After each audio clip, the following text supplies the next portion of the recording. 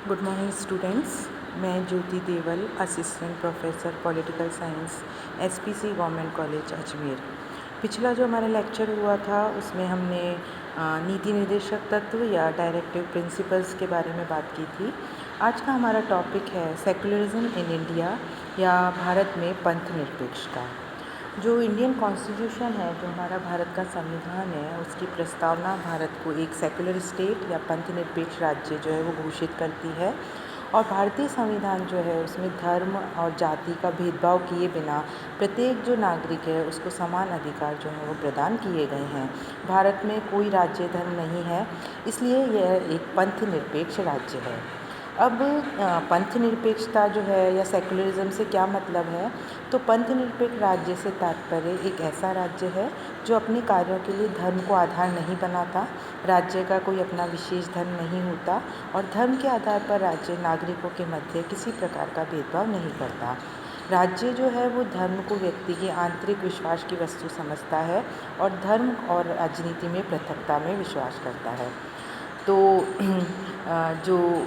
अगर हम कहें कि पंथ निरपेक्षता क्या है, तो हम यही कह सकते हैं कि पंथ निरपेक्ष राज्य का अर्थ यही है कि राज्य विभिन्न धर्मों में से किसी एक धर्म के साथ पक्षपात ना करें, ना ही किसी धर्म को राजकीय धर्म घोषित करे।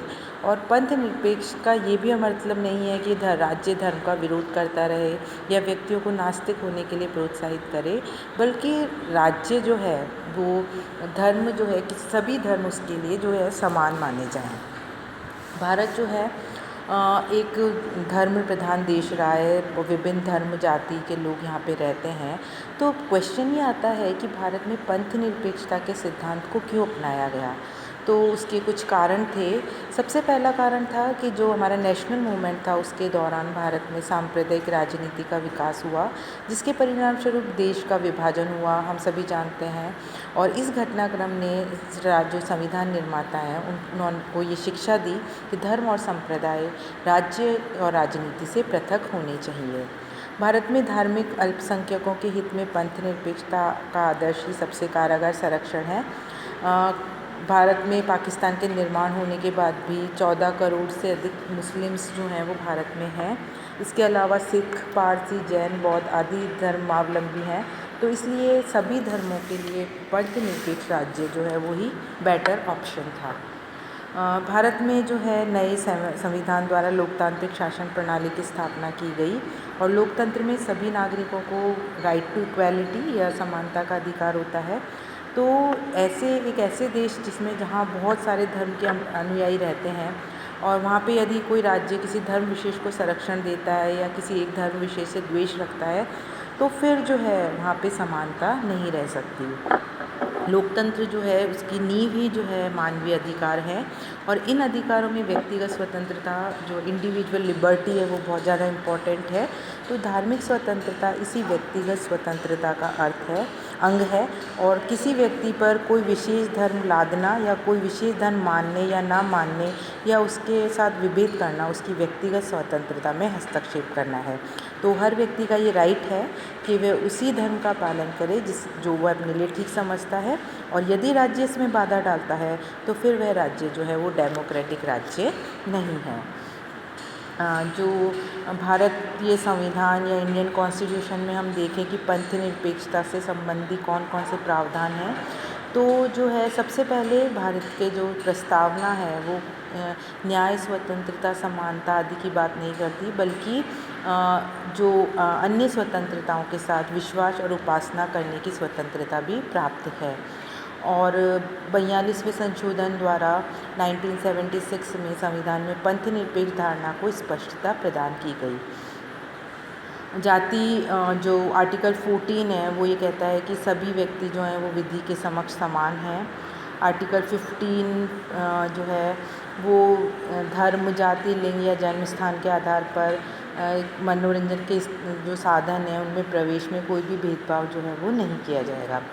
और सबसे जो पंथ निरपेक्षता से संबंधित जो सबसे प्रमुख व्यवस्था या वो की गई है वो आर्टिकल 25 में धार्मिक स्वतंत्रता के अधिकार के अंतर्गत की गई है। इसके अनुसार यानी आर्टिकल 25 के अनुसार सामाजिक व्यवस्था, सदाचार और स्वास्थ्य के उपबंधों के अधीन रहते हुए सब व्यक्तियों को अंतःकरण की स्वतंत्रता और धर्म को अबाध रूप से मानने, आचरण करने और प्रचार करने का समान अधिकार है। आर्टिकल 26, आर्टिकल 27, 28, 29 ये सब जो हैं भारत में पंथ निरपेक्ष राज्य की स्थापना करते हैं। जैसे आर्टिकल 27 जो है वो किसी भी व्यक्ति को करों का भुगतान करने के लिए इस माध्यम धर्म के आधार पर बाध्य जो है वो नहीं किया जा सकता। आर्टिकल 28 जो राज्य द्वारा पोषित शिक्षण संस्थाएं, उनमें धार्मिक शिक्षा नहीं दी जाएगी। आर्टिकल 29 जो है वो अल्पसंख्यकों के अधिकारों की रक्षा करता है, उनको अपनी संस्कृति, भाषा, लिपि जो है उसको बनाए रखने का अधिकार है। इसके अलावा जो है भारतीय संविधान जो है वो आस्तिक और नास्तिक यानी ईश्वर में विश्वास रखने और ईश्वर में विश्वास न रखने वालों के बीच कोई भी भेद नहीं करता।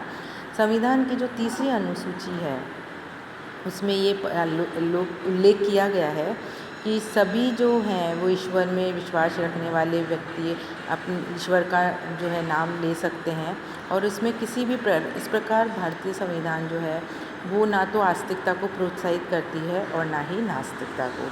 यानी इन प्रैक्टिकल हम देखें तो भारत में सदैव ही पंथ निरपेक्षता या सेकुलरिज्म के आइडियल को अपनाया गया है।